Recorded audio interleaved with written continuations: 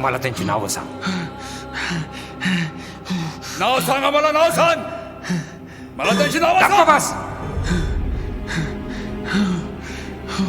तू नक्की सांगशील? काही वेळाचाच प्रश्न आहे.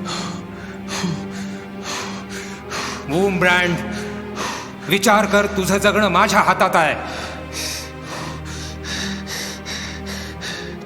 हो, खरंय.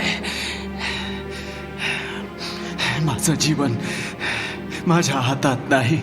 अगदी बरोबर, अगदी बरोबर. माझं जीवन हे ख्रिस्तासाठी आहे. Mia porcina, mia!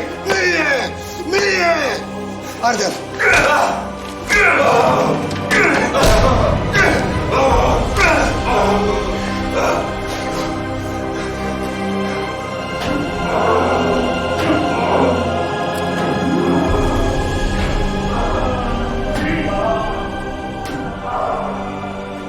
माझं नाव रिचर्ड वूमब्रँड आहे.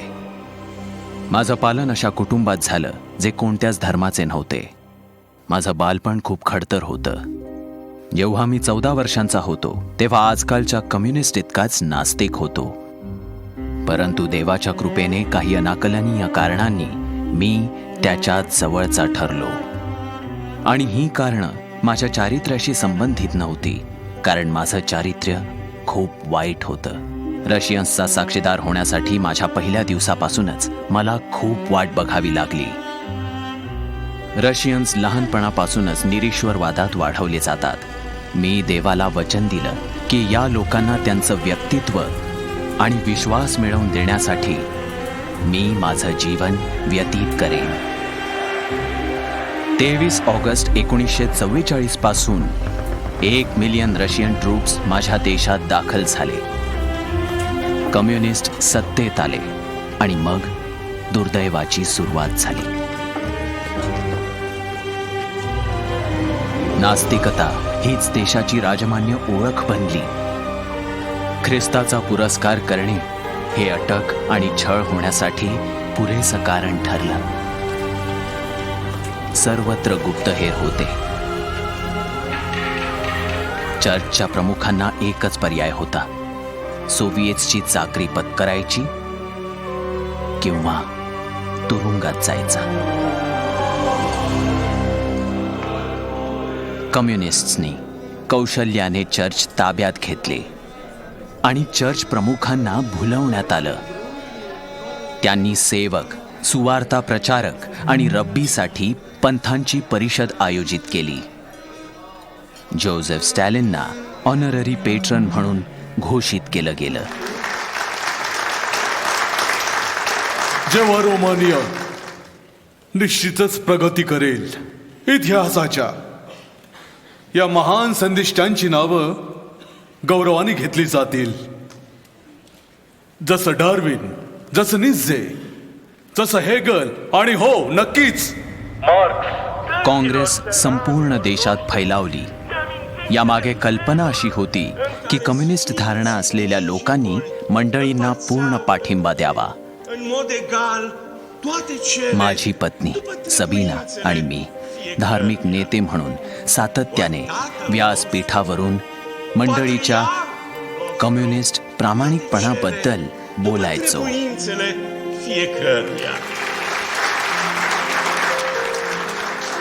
इथेही तेच घडतंय जे रशियामध्ये घडलं होतं. आणि आपलं नवीन रोमानियन सरकार विश्वासाच्या बाजूने आहे, कोणत्याही विश्वासाच्या. आणि ते क्लर्जी सदस्यांचा पगारही वाढवणार आहेत.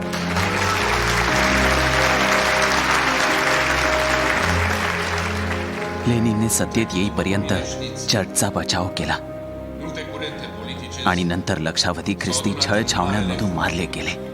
हे निव्वळ क्रौर्य होतं. ते ख्रिस्ताच्या तोंडावर थुकत आहे.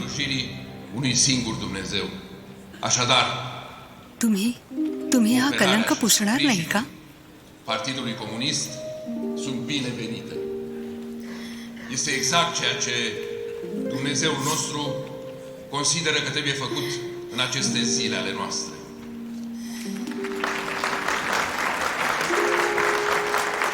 जर मी आता काही बोललो तर तुझा नवरा जिवंत राहणार नाही. Calea pe care ne indică și pe care a mers marele partid bolșevic al मला असा condus de marele भित्रा नवरा नकोच आहे. conducător Iosif Vissarionovich Stalin este calea pe care și noi cu toții trebuie să o străbatem.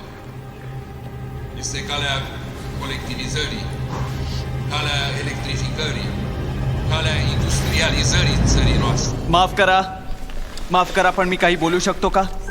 इतरांप्रमाणे एक card submit करा आणि तुमच्या वेळेची वाट पहा. होय, पण मी आत्ताच बोललो तर चालेल? तुम्ही या व्यक्तीला ओळखता? हो, रिचर्ड वुमब्रँड लुथरन सुवार्थ प्रचारक हे खूप सन्माननीय आहेत. वुमब्रँड हे काही घोळ घालणार नाहीत ना? नाही, या दर्जाच्या व्यक्तीकडून मिळालेलं समर्थन खूपच फायदेशीर ठरेल. आणि आता आपण ऐकणार आहोत सुवार्ता प्रचारक रिचर्ड वुमब्रँड लुथरन यांना, जे स्वीडिश चर्च मिशनचे आणि वर्ल्ड काउन्सिल ऑफ चर्चेसचे प्रतिनिधी आहेत.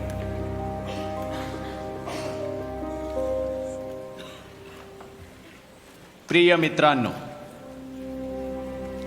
आज आपण सगळे इथे देवाचे पवित्र याजक म्हणून जमलो आहोत. ख्रिस्ताचा महिमा करण्यासाठी, पार्टीसाठी नाही. कम्युनिझमने आपल्या अनेक बंधूंचा बळी घेतला आहे. त्याचं समर्थन कसं करायचं? आपणा सर्वांचं काम पृथ्वीवरच्या नेतृत्वाचं समर्थन करणं हे नाहीये. आपलं काम आहे देवाचा महिमा सांगणं, ख्रिस्ताची स्तुती करणं. तो तारणहार जो वधस्तंभावर आपल्यासाठी मरण पावला. आता खूप झालं रिचर्ड वुमब्रँड, बस करा. येशूचा छळ करणाऱ्यांनी त्याची थट्टा केली होती. रिचर्ड वुमब्रँड, आणखी एक चमत्कार घडव. तू इतरांना वाचवलंस, पण स्वतःला कसं वाचवणार? झालं तुमचं आणि बोलणं. तो चमत्कार होता, आणि चमत्कार होता, आणि त्याने त्यांची काळजी घेतली. त्याने प्रेमाने त्यांच्याकडे पाहिलं. येशूने त्यांच्याकडे प्रेमाने पाहिलं. बंद करा तो मायक्रोफोन. त्यांच्याकडे प्रेमाने पाहिलं. रिचर्ड वुमब्रँड, तर चमत्कार आहे. खूप झालं. येशू हा सर्वांचा तारणहार आहे. बंद करा त्यांची मायक्रोफोन. तुम्ही सगळं शांत व्हा.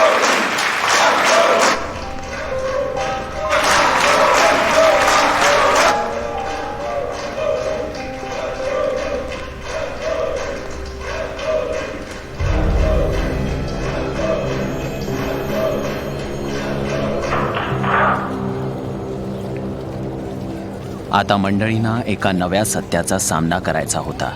रशियन इथेच राहणार आहेत, ते कुठेच जाणार नाहीत. आता नोंदणीकृत मंडळी अजिबात सुरक्षित नव्हती, पण आम्हाला ख्रिस्ताचं प्रेम सर्व रोमेनियन्स आणि आलेल्या रशियन सैनिकांसोबत वाटायचं होतं. अगदी माझा मुलगा मिहाय आणि त्याचे मित्रही मदतीला आले. त्यांनी काही उपयुक्त रशियन शब्द शिकून घेतले.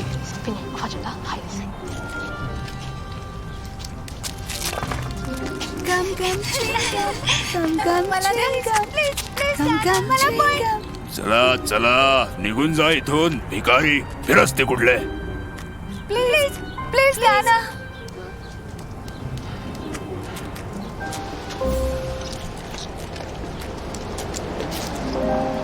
धन्यवाद धन्यवाद धन्यवाद.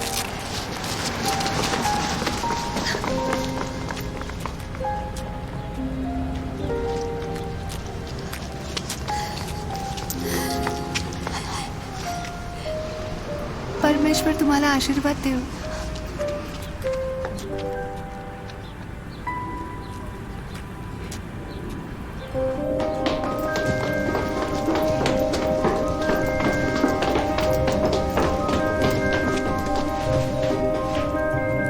Puterea lui Dumnezeu, despre înțelepciunea lui Dumnezeu. तुला गम मिळाला, पुन्हा मिळाला, तेही ऑफिसर्स कडून. तू त्यांना आशीर्वाद दिलास. आणि एक फूल.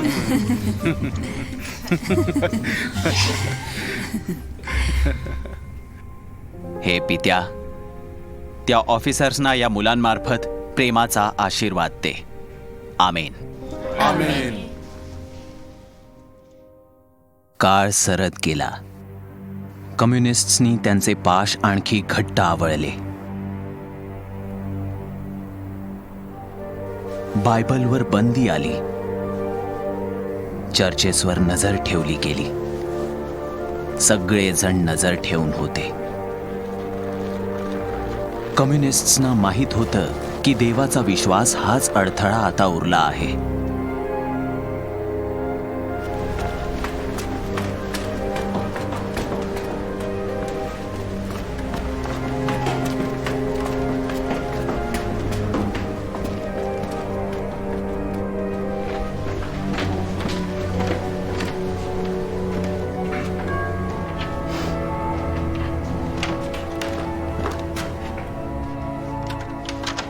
Hei, hai, haideți.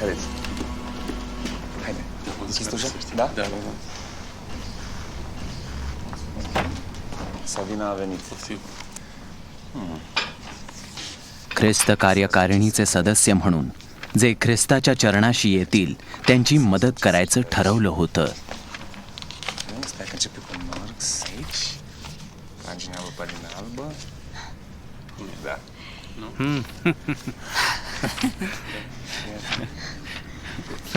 खूप छान. खरंच खूप छान. बाहेर कव्हरवर मार्क्स आणि यात येशू. हो ना. खरं तर तू राजकारणी व्हायला हवंस. खूप हुशार आहेस तू. खरंच खूप मोठं काम झालंय तुझ्यामुळे.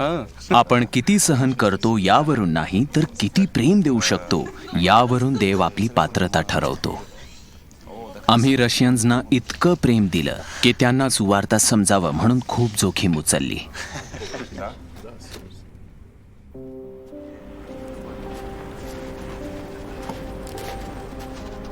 मी रशियन सुरेख बोलायचो आणि त्यांना शिकवण देणं म्हणजे पृथ्वीवर स्वर्ग असल्यासारखं वाटायचं.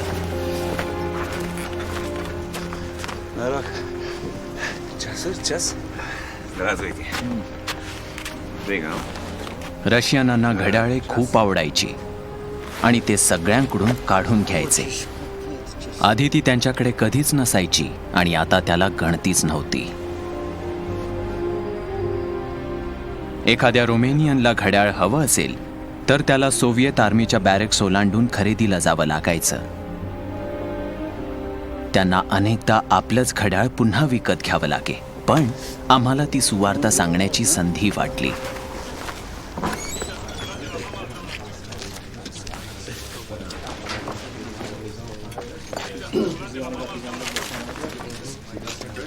हे तर माझं घड्याळ आहे. हे माझं घड्याळ तुम्ही मलाच विकत आहात.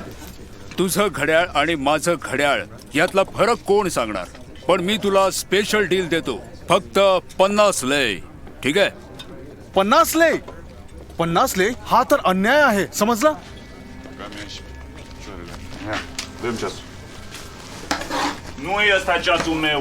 Ăsta e ceasul meu.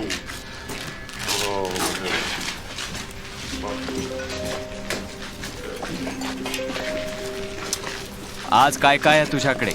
काही खास आहे का? हे सर्वोत्तम कलेक्शन आहे. बोल, काय म्हणतोस?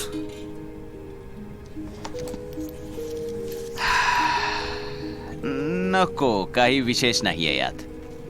एवढीच आहेत की अजून आहेत तुमच्याकडे? जसं मला हवं होतं तसं नाहीये. बहुतेक मला दुसरीकडे बघावं लागेल.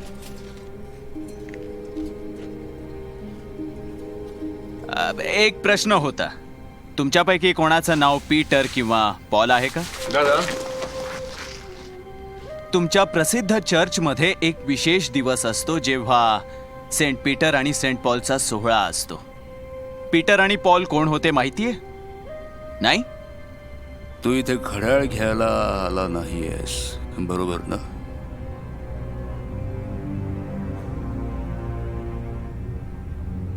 चल, ठीक आहे. जसं सैनिकांच्या लक्षात आलं की आम्ही देव आणि बायबल विषयी सांगायला आलोय तसं ते दारं बंद करून गोळा व्हायचे.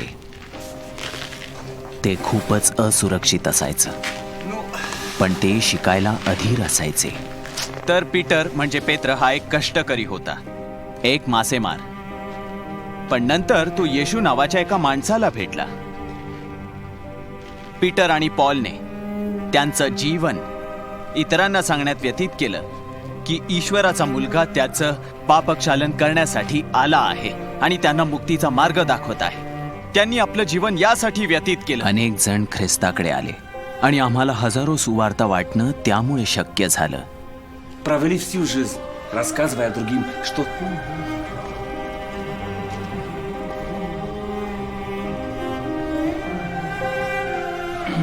La un cadru.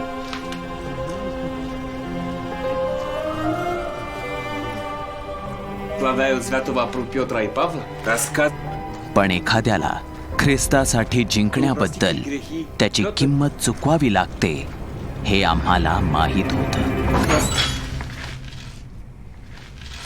हरकत नाही, हे घे तुझे 50 लाय.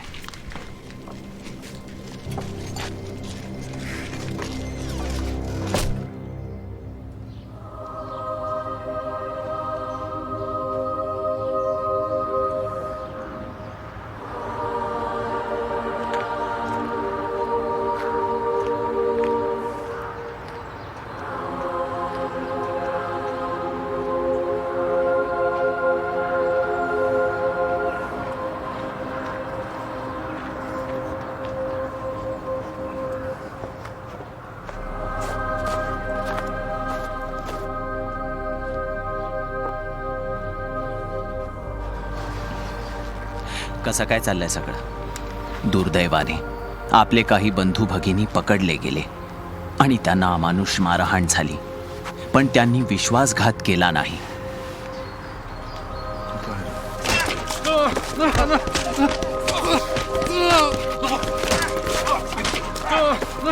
आपण अगदी वेगळ्या प्रकारच्या ख्रिस्तियांना भेटणार आहोत. भूमिगत चर्चचा ख्रिस्तीय.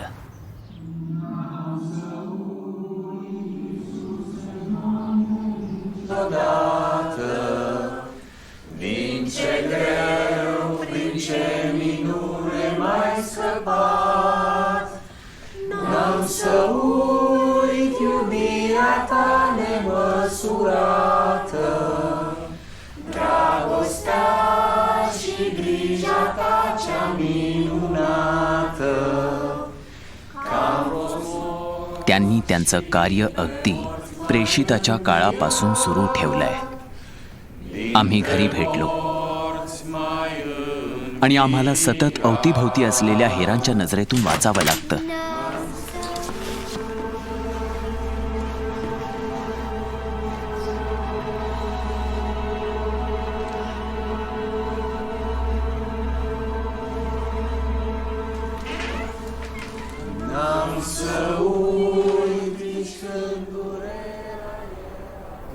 आमची रशियनांप्रती सेवा यशस्वी होत होती.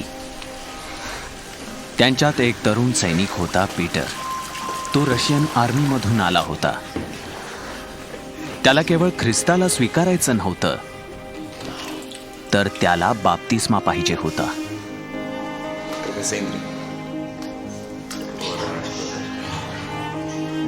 Piotr Radmanovich Kovalyov, я крещу тебя во имя Отца и Сына и Святого Духа.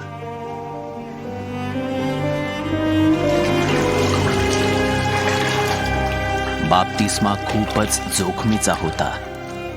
आमच्या भोवती अनेक फितूर होते आणि केवळ विश्वासू लोकांनाच आमंत्रण शक्य होतं. पण पीटर ठाम राहिला आणि आम्ही ते पूर्ण केलं. आमची भूमिगत मंडळी आकाराने लहान असली तरी वाढत होती, संख्येने आणि धैर्याने.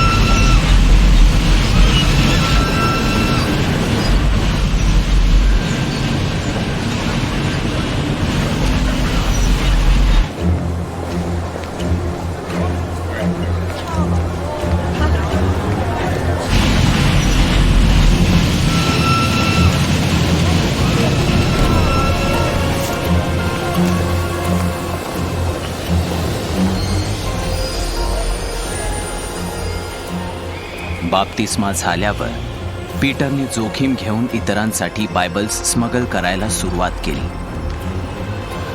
अनेक नव्या विश्वासींसाठी तो उत्तम उदाहरण होता. तू स्वतःची नीट काळजी घे. जर पकडला गेलास तर काय करतील कोणास ठाऊक. तुझे रोमानियन विश्वासींपेक्षा जास्त हाल केले जातील, जितके त्यांना शक्य होतील तितके. जर माझं जीवन माझं असतं तर मी ते कधीच संपवलं असतं.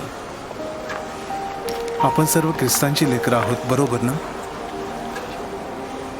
तुम्ही खरंच महान उदाहरण आहात.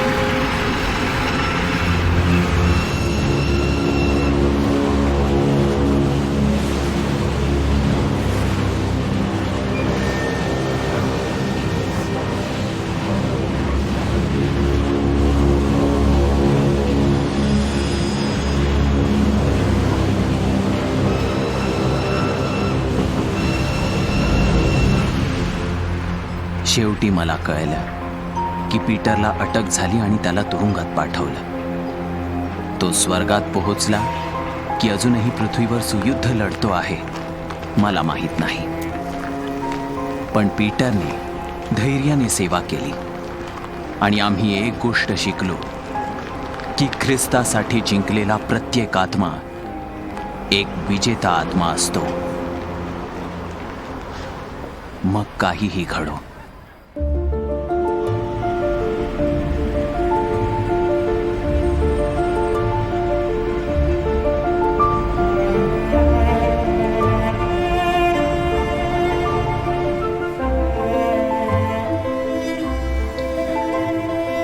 तू खूप छान दिसतोयस.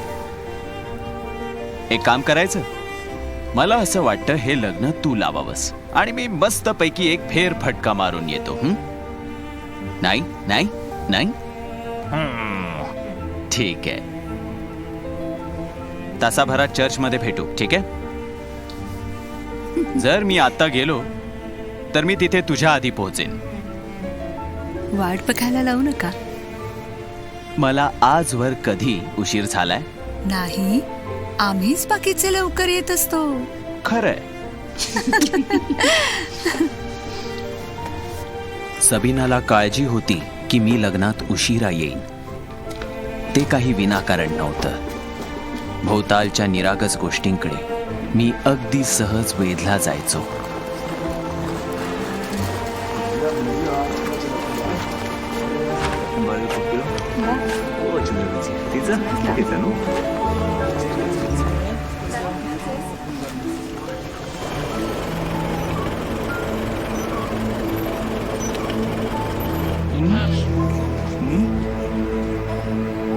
Pimbare? Ehi, vedi la mia, come ti chiama? Come lo chiamo?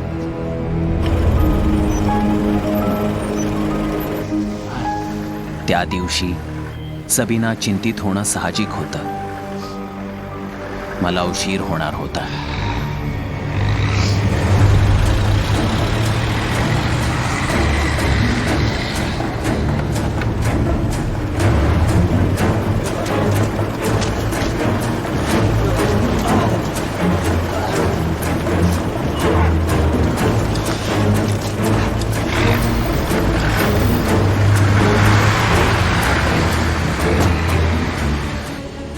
मला माहीत होतं मी कुठे निघालो आहे ते. असं अपहरण हे आजकाल सामान्य होतं. माझा ऐका. काही बोलू नको.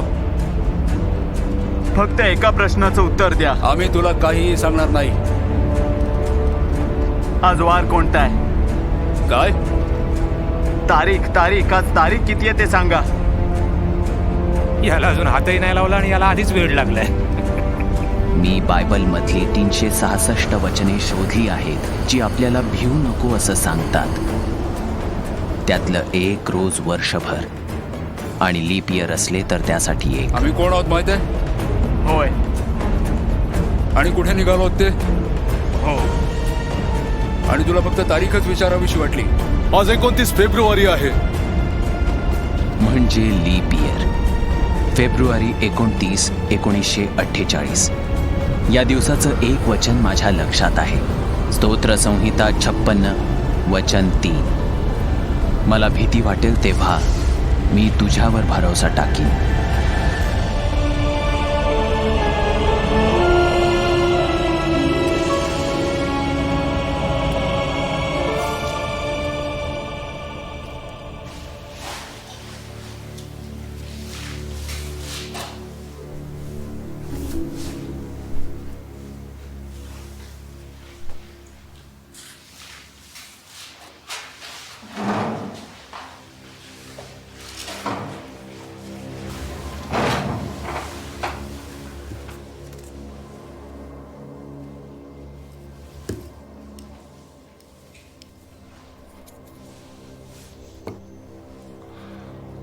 खूप छान भाषण दिलं होतंस तू काँग्रेसमध्ये.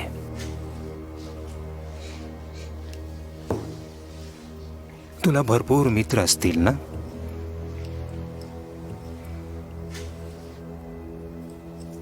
मदत करणारे मित्र आहेत ना?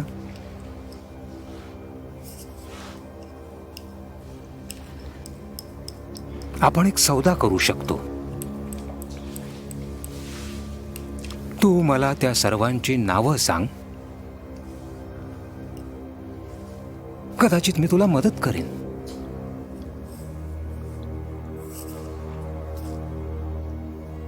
मला लोकांना त्रास द्यायला आवडत नाही.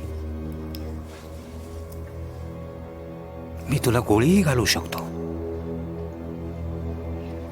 कर्नल, तुम्ही म्हणता की तुम्ही मला गोळी मारू शकता. मी जाणून आहे ते. तसं केलं तर नक्कीच मी त्याच्याकडे जाईन ज्याच्यावर माझं प्रेम आहे.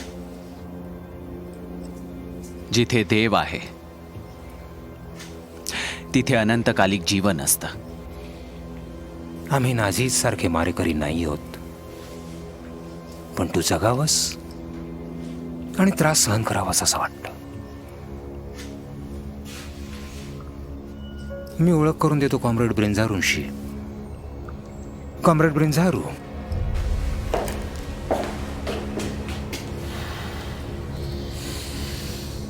तू कधी कारसर बघितलंस? तुला ते नक्कीच आवडेल.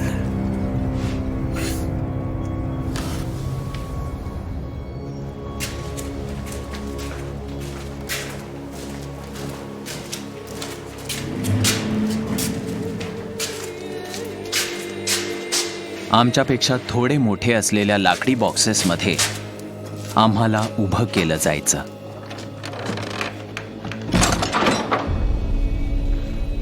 त्या बॉक्सेसमध्ये तीक्ष्ण खिळे सर्वत्र मारलेले असायचे.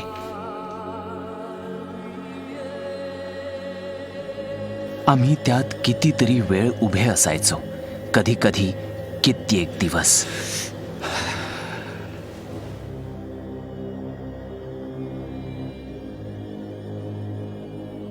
मला छळ, त्रास याबद्दल फारसं बोलायला आवडत नाही. पण जेव्हा मी बोलतो त्या रात्री मला झोप लागत नाही. माझ्याशी बोल, कळलं का? तुझ्या देवाशी नाही. मी तुला काही लहान खेळणी दाखवतो.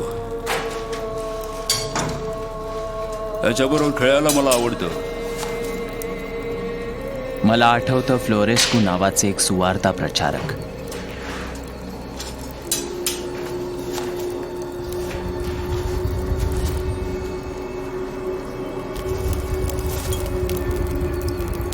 या कम्युनिस्ट्सना त्यांच्या मंडळीमधली नावं हवी होती, पण त्यांनी आपल्या बंधू भगिनींचा विश्वासघात करणं नाकारलं.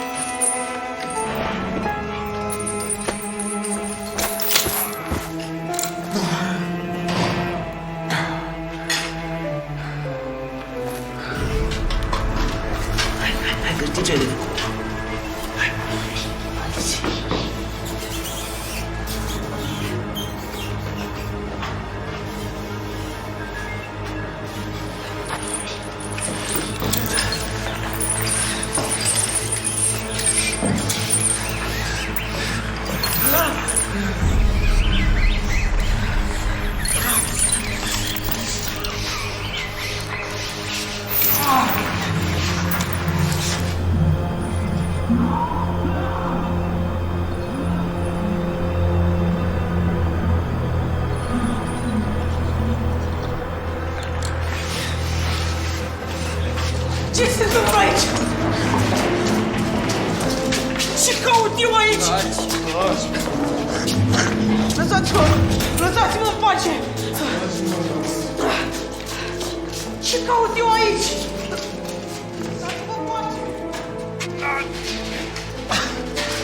Hai că e musafir. Ce? Alexandru! Ce cauți aici? Ce cauți? De ce l-ați adus? Sunteți de bun, de ce l-ați adus pe Alexandru? Lăsați băiatul în pace! M-au luat cu forță! Lăsați băiatul în pace! E doar un copil! Nu pot să cred! Alexandru! Lăsați-l în pace! E un copil! Ia legați-vă. Nu! Ia-o pe mine! Sunteți nebun! Ia-o pe mine! Lasă copilul! Alexandru! Vorbești, mă? Taco! Alexandru! Taco, बारूद्याला!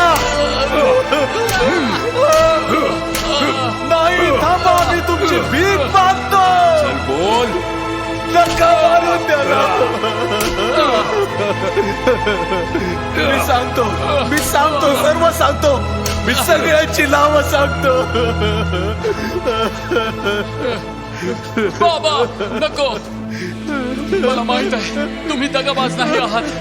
येशूचं नाव घ्या, तुम्हाला शक्य आहे तिथपर्यंत. येशूचं नाव घ्या, तुम्हाला शक्य आहे तिथपर्यंत. येशूचं नाव घ्या. अजून पाहिजे तुला?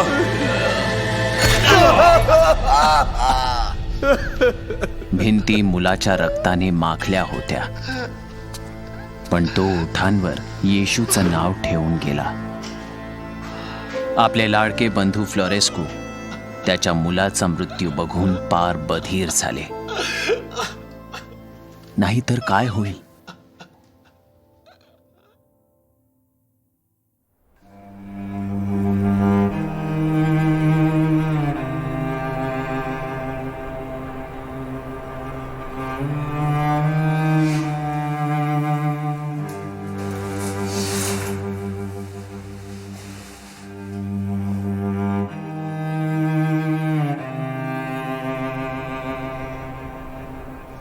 वर्षे मी एकांतवासाच्या शिक्षेत होतो. माझ्यासोबत केवळ माझे विचार होते आणि माझा देव.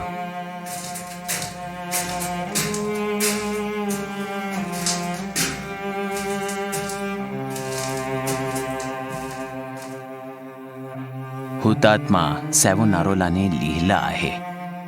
ते म्हणतात, ख्रिस्ती दोन प्रकारचे असतात. एक जे मनापासून देवावर विश्वास ठेवतात, आणि दुसरे ते ज्यांना वाटतं की आपला देवावर विश्वास आहे. माझा देवावर विश्वास आहे. आता त्याची परीक्षा होईल.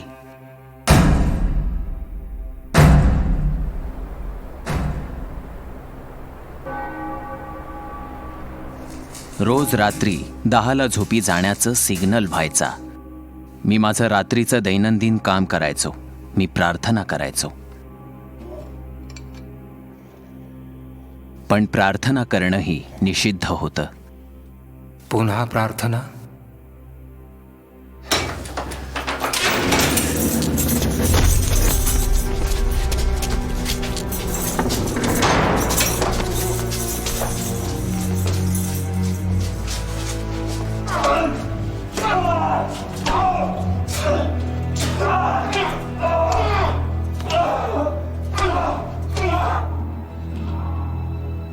सबीनाला सुद्धा अटक झाली. गुप्त पोलीस मध्यरात्री आले आणि तिला घरात शस्त्रे लपवली असं सांगून अटक केली. दारुगडा,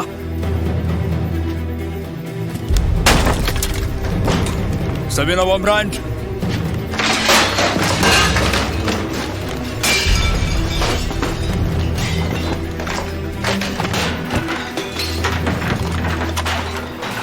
आम्हाला माहिती आहे तुम्ही इथे शस्त्र लपवली आहेत. इथे कसलीही शस्त्र नाहीयेत.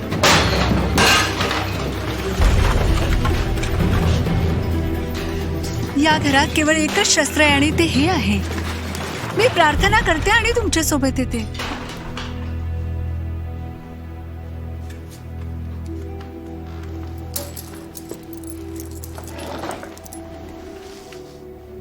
आमच्या प्रेमळ पित्या, तू म्हणालास की आम्ही छळ झालेले असे आहोत, पण टाकून दिलेले असे आम्ही नाही.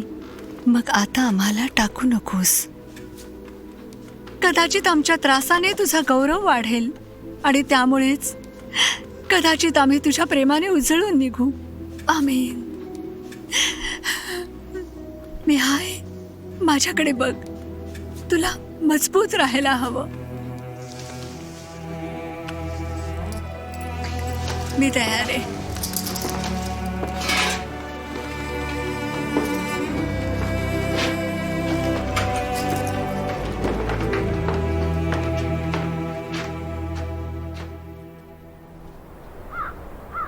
Sabina! Sabina!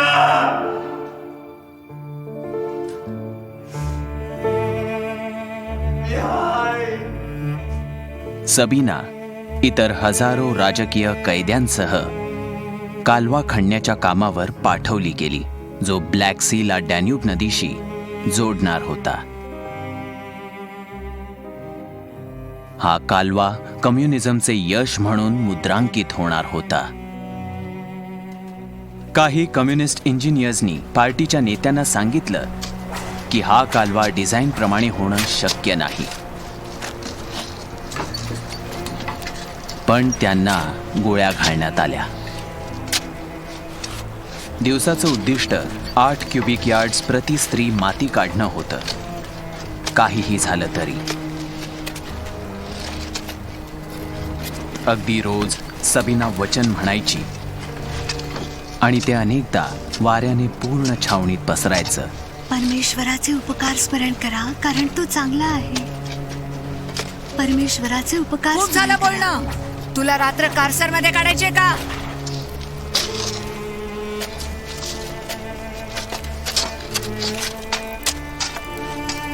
चांगलं फोडून काढा यांना. आज शनिवार आहे. फोडा त्यांना.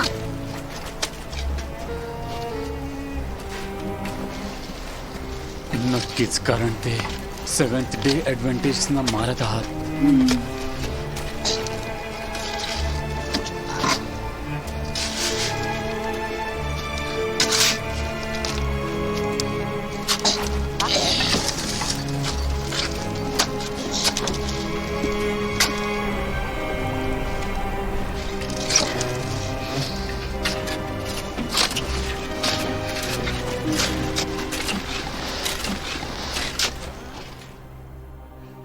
प्रार्थना ही माझी एकमेव सुटका होती. मारहाणीने माझं देवाशी असलेलं संभाषण थांबणार नव्हतं. माझ्या प्रार्थनेत नेहमीच माझ्या पत्नी आणि मुलाचा उल्लेख असे. अशा प्रकारे ते माझ्या सोबत असायचे.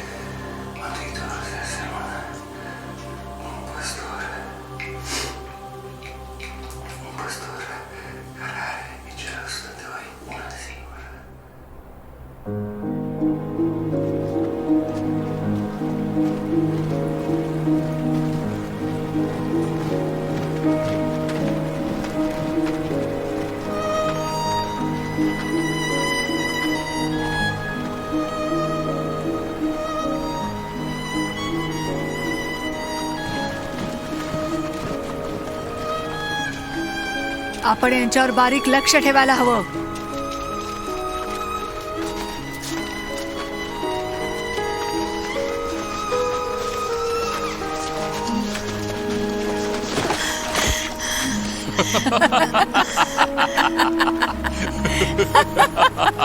आता तुला आंघोळ करणं गरजेचं आहे. तिला कालव्यात फेका.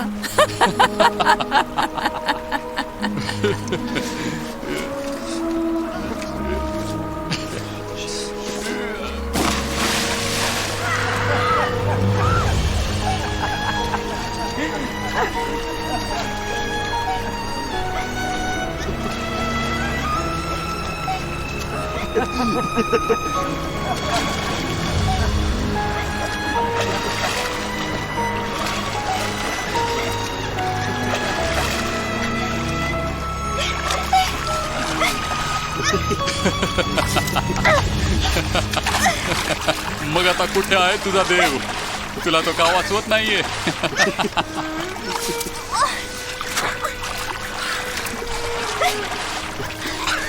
त्याने वाचवलंय मला. तुमच्याद्वारे त्यांनी मला वाचवलंय.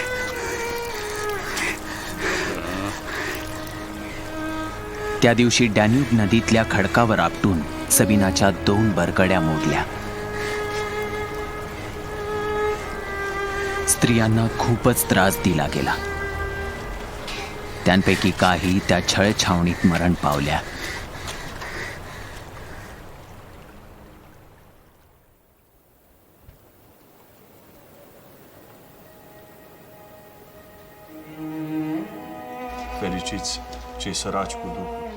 त्यांनी जेव्हा जेव्हा माझी कोठडी बदलली त्या प्रत्येक वेळी मला नवे विश्वासी भेटत गेले. साहजिकच तुरुंगात शिकवणं हे निषिद्ध होतं. तुम्ही पकडले जाल हा मुद्दाच नव्हता, पण किती वाईट मारहाण होईल हाच मुद्दा असायचा.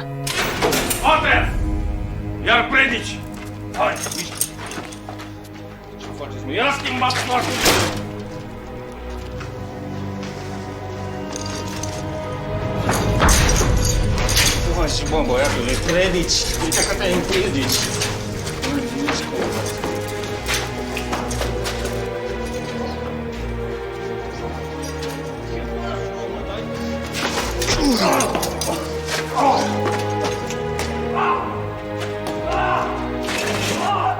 मी कित्येकदा एखाद्या बंधूला शिकवण दिल्याबद्दल कोठडीतून मारहाणीच्या खोलीकडे ओढत नेताना बघितलं होतं. त्याला लाथा घालायचे, कापायचे, काठ्यांनी मारायचे, सगळे हाल करायचे.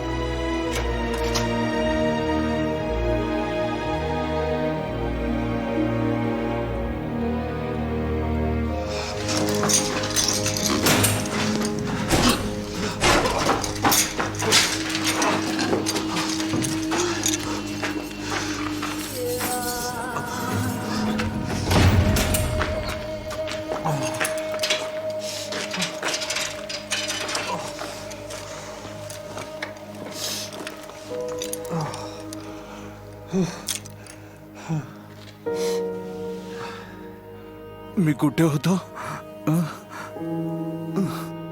नीतिमत्वाकरता ज्यांचा छळ झाला आहे ते धन्य, कारण स्वर्गाचे राज्य त्यांचेच आहे.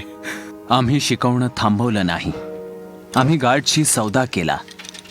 आम्ही शिकवत राहतो, तुम्ही मारत राहा, म्हणजे सगळेच खुश. माझ्या पायांवर इतक्या क्रूरतेने आणि इतक्यांदा मारहाण व्हायची की परत मी कधीच नीट चालू शकलो नाही. तुझ्या हृदयात अजिबात दया नाहीये का? अंडी फोडल्याशिवाय ऑमलेट बनवता येत नाही असं लेनिन म्हणायचा. जेव्हा आपण अंड फोडतो तेव्हा काहीच वाटत नाही, पण आम्ही माणसं आहोत. प्रत्येक घाव वेदना देत असते. मला फरक पडत नाही. देव नसतोच, वाईट कृत्यांना शिक्षा नसते.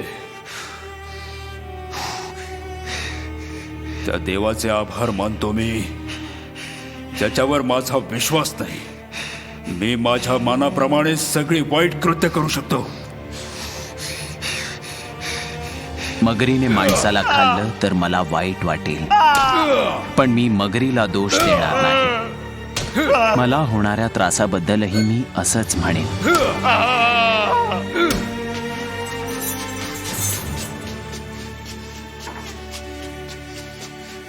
कम्युनिझमने त्यांचा माणुसकीचा बुरखा फाडला होता आणि ते क्रौर्याच्या खोल गर्तेत बुडाले होते. त्यांच्या प्रत्येक गोष्टीत अंधकार दिसायचा. फक्त देवाचं प्रेमच त्यांना तारू शकत होतं.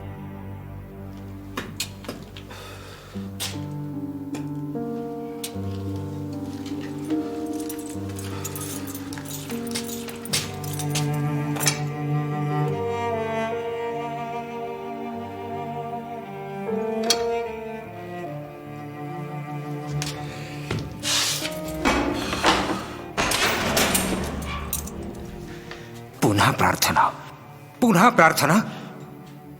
मूर्ख माणसं, तुझी बायको तुरुंगात आहे, तुझा मुलगा बेवारस झालाय, तुझा अख्खा आयुष्य बर्बाद झालंय, तरी सुद्धा तू अजूनही देवाची प्रार्थना करतोयस. आता प्रार्थना करण्यासारखं काय उरलंय? काय उरलंय तुझ्याजवळ प्रार्थना करण्यासारखं? सांग, मला सांग. मी तुझ्यासाठी प्रार्थना करत होतो.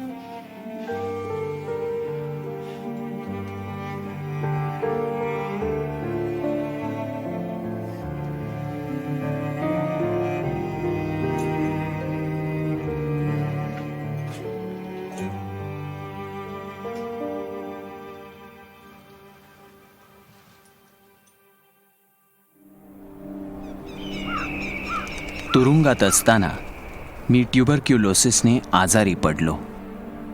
त्यावेळेस टीबी म्हणजे मृत्यूचं फरमानच असायचं. म्हणून मला कार्पेथियन माउंटन्सच्या तुरुंगात पाठवलं गेलं. जर एखाद्या कैद्याचं नशीब खराब असेल तर त्याला 4 नंबर कोठडी दिली जायची.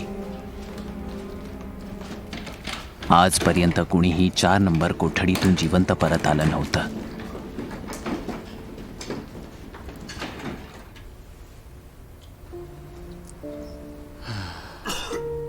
जर परमेश्वर माझा मेंढपाळ असेल तर मला आणखी काय हवं?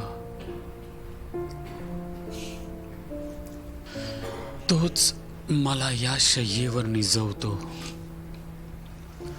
मग मी तक्रार का करू? तुरुंगात सुवार्ता प्रचार करणारे काही सुवार्ता प्रचारक होते, पण काही जण असे होते जे सामान्य लोक होते, पण केवळ पवित्र आत्म्याच्या प्रेरणेने त्यांनी सुवार्ता प्रचार केला होता. असाच एक मातकेविच नावाचा माणूस होता. तो खूपच आजारी होता. त्याच्या कुटुंबाला त्याबद्दल कळलं आणि त्यांनी औषधं पाठवून दिली त्याचा जीव वाचावा म्हणून. आनंदाची बातमी आहे मॅटकेविच, हे एक पाकिट आलंय तुझ्यासाठी. औषधं आहेत. ये इकडे.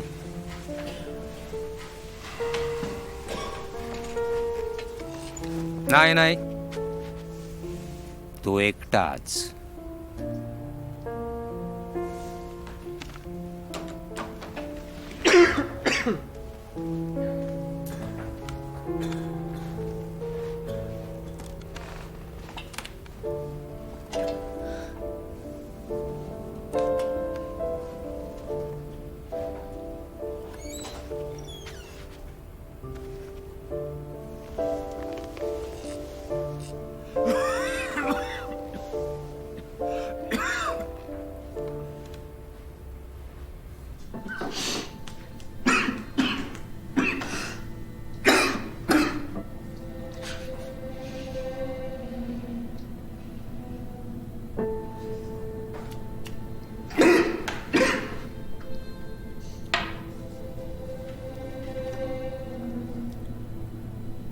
कैद्यांना औषधं द्यायची परवानगी नाही आहे मला.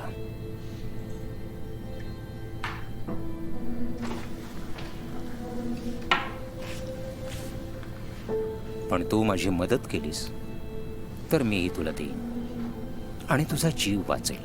ऑफिसरला तीच गोष्ट हवी होती जी इतरांना हवी होती, नावं. मी विश्वासघात करणार नाही. काय? शाबास. मला असे शूर शिपाई आवडतात. त्याने मातकेविचला सांगितलं की बाकीचे नावं सांगत आहेत आणि त्यांनी दिलेल्या माहितीमुळे तुला मार बसतो आहे. ख्रिस्ताने आम्हाला शत्रूवरही प्रेम करायला शिकवलं आहे. मी वाईटाशी वाईट वागू शकत नाही.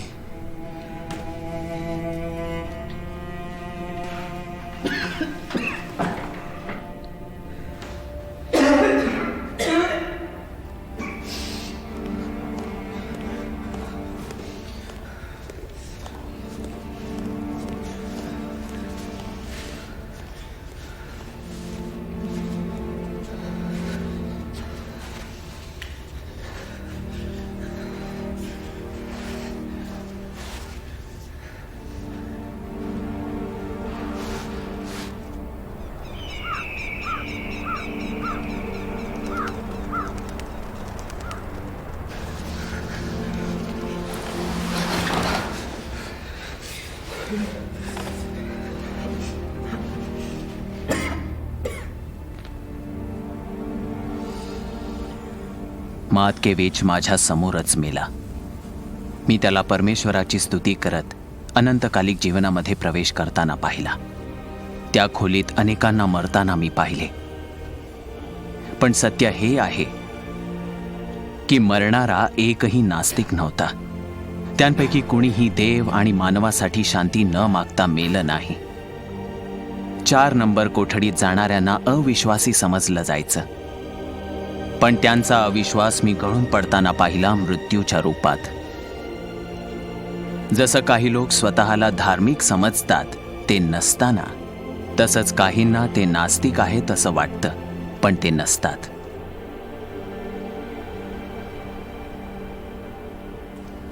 तिच्या सुटकेनंतर सबीनाला माहीत नव्हतं की मी जिवंत आहे अथवा नाही. पण त्याच दरम्यान माझ्या मित्रांना मी 4 नंबर कोठडीत सापडलो. डॉक्टर लुईजी हे भूमिगत आणि लपून होते.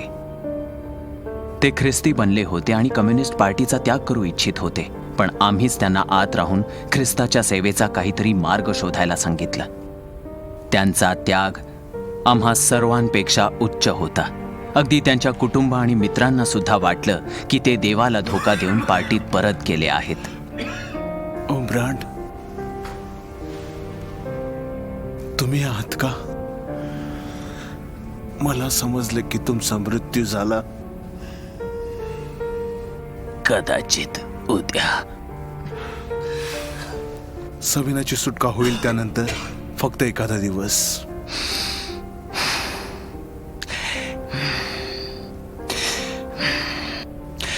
तुम्ही तिला एक निरोप द्याल का? नक्की देईन. तिला सांगा मी जिवंत आहे. तिला सांगा माझं तिच्यावर प्रेम आहे.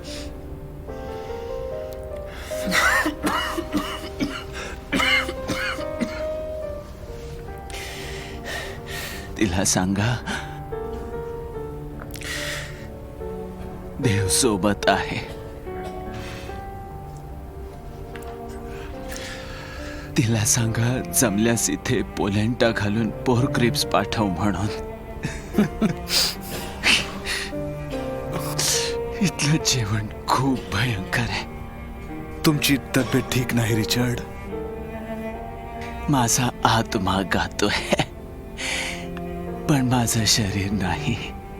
टीबी हा काही विनोद नाही. तुम्हाला उपचाराची गरज आहे. बघतो मला काही जमतं का ते. मग जमलं तर सगळ्यांसाठी प्रयत्न करा. उपचार झाला नाही तर तुमचा मृत्यू होईल. काही महिन्यांपूर्वी मला सांगितलं होतं माझ्या हातात 2 आठवडे आहेत. आता मी दिवस मोजणं विसरलोय.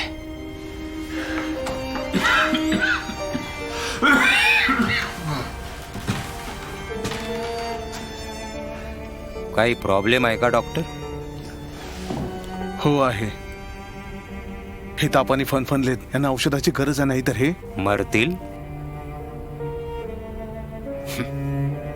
सगळेच मरणार. ही 4 नंबर कोठडी आहे.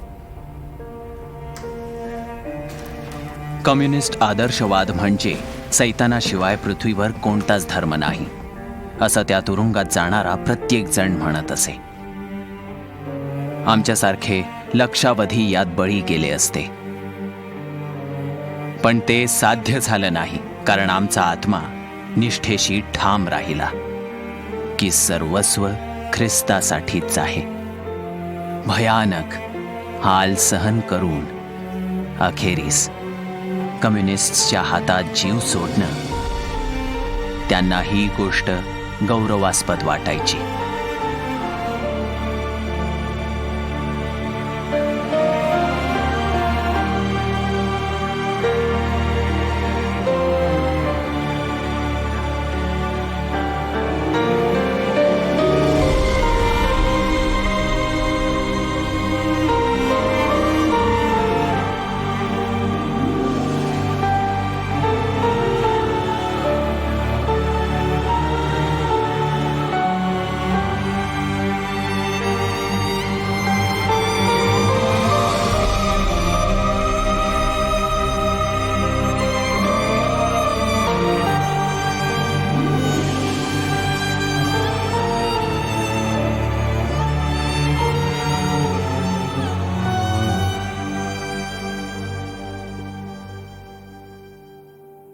मला अशा महान संत आणि नेत्यांचं सान्निध्य त्या कोठडीत लाभलं, ज्यांची तुलना पहिल्या शतकातल्या ख्रिस्तियांशी होऊ शकेल.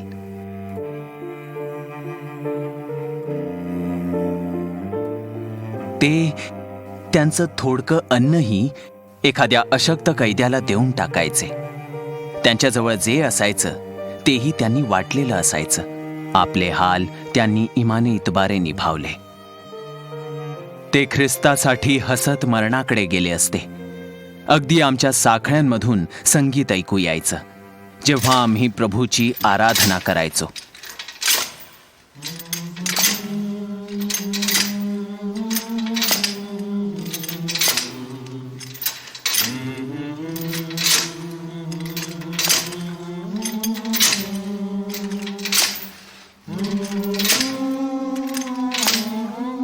अलौकिक होतं ते लौकिक बनलं.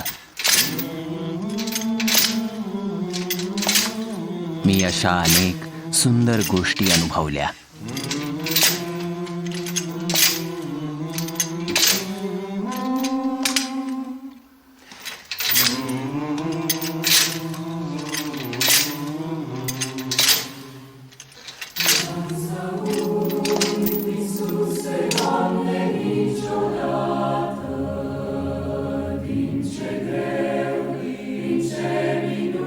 मी एकूण 14 वर्षे तुरुंगात घालवली. त्यातली अनेक वर्ष मी तारे, पक्षी काय, अगदी फुलपाखरूही बघितलं नव्हतं. तरीही मी रशियनांवर प्रेम करतो, अगदी कम्युनिस्टवरही, अगदी मनापासून. ते ख्रिस्तांना मारू शकतात, पण आमचं प्रेम मारू शकत नाहीत. मी कम्युनिस्ट सिस्टमचा तिरस्कार करतो, पण माणसांवर प्रेम करतो. आम्हाला एका नव्या ख्रिस्तवादाचा अनुभव आला, जिथे ख्रिस्ताचं प्रेम सर्व काही जिंकतं.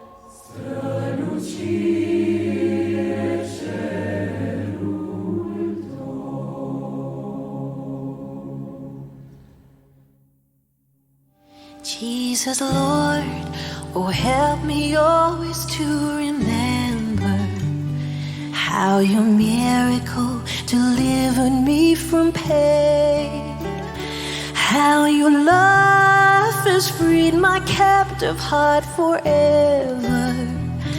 By your grace, you've always been my one defender. I was dead, and then you gave me life again.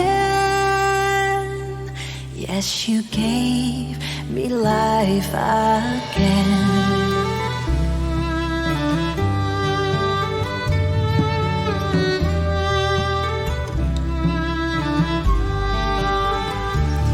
And I won't forget the torment and the sadness. I was helpless, so I called upon your name, and you answered me with mercy's tender kindness. Shone your hope to take away my sorrow's darkness, and the light upon your face now shines on me. Yes, forever shines on me.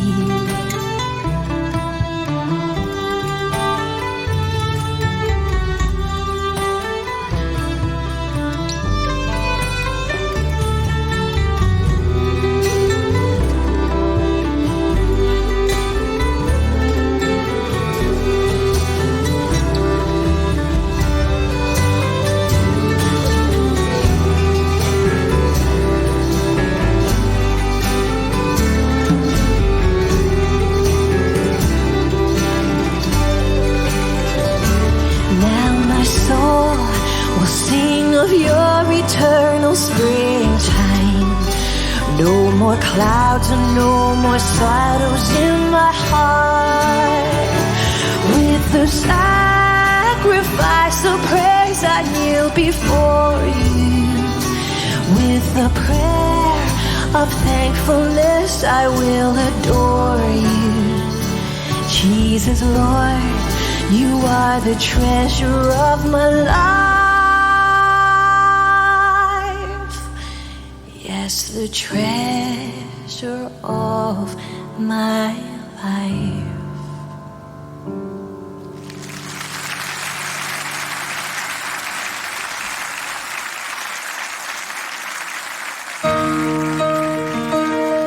Let's gather all our thoughts before the Lord. Let's stand together in our sung worship. Seek His leading and how we should respond to this film we have just seen, In Christ Alone. In Christ alone, my hope is found. He is my light, my strength, my song. This cornerstone, this solid ground, firm through the fiercest drought and storm. What heights of love, what depths of peace, when fears are still, when striving cease. My comforter, my all in all, here in the love of Christ I stand.